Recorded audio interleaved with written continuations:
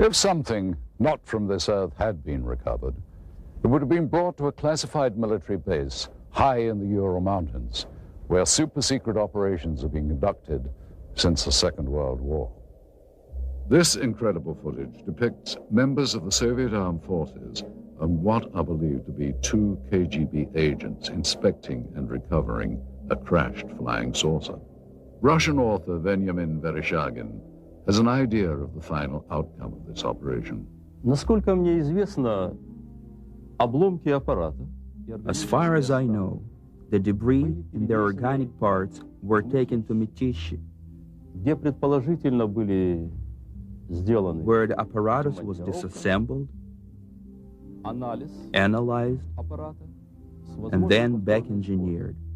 Неизвестно, что произошло с органическими As останками. for organic parts, Но я имею сведения о том, что они были перевезены в дальнейшем. I heard they were taken to Moscow.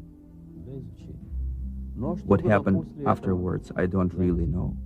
His story seems to be backed up in part by one of the people who claims to have been involved in the operation back in 1969. We found ex-KGB staffer Pavel Alexandrovich Klimchenkov living in seclusion in the Bryansk region of central Russia. He remembers the strange wreckage found in Beryozovsky. At first, everyone believed that those debris were parts of some novelty aircraft manufactured in the United States or England.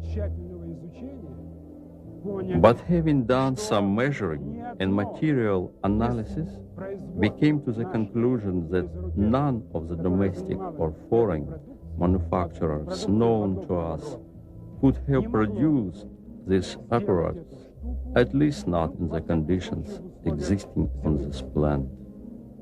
It was then that an order came to transport the debris to the base in Mytishi near Moscow. Together with several other officers, I was assigned to provide safety and security to these materials during their transportation. In attempting to verify the authenticity of this evidence, we have had the footage and the film itself examined by several experts. We also carefully studied the documents we had procured, which lent further credibility to what we had been told. Among the most telling was this top-secret KGB report specifically referring to Operation Sverdlovsk Midget and describing in detail the recovery operation at Beryozovsky.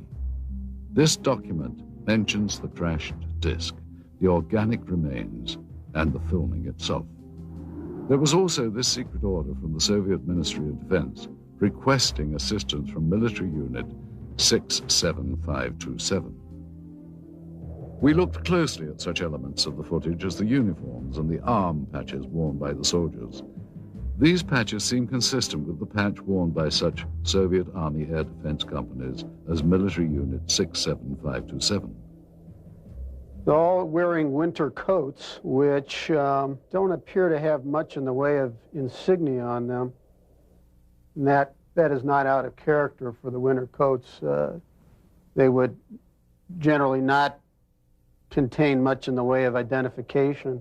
These are all members of the same unit. I can see that the weapons are AK-type weapons. The main battle weapon of the Russian army, even up through today's date, is the automatic Kalashnikov weapon. Yeah, it's clearly an AK, fixed stock, birch stock, no muzzle brake, milled receiver, no question about it. It also seems to be consistent with the muzzles of the weapons that I can see in this film. In addition, we had notes from the scientific examination of the recovered organic specimen, which seemed consistent with the soundtrack of the dissection footage. With so many elements in seeming consistency, Vereshchagin's story becomes even more tantalizing and perplexing at the same time. Is it possible the Russians actually recovered an alien craft and its occupant 3 decades ago? If members of the Soviet Army had knowledge of a supposed UFO crash, then what happened to these individuals? And if they can't be found today, why not?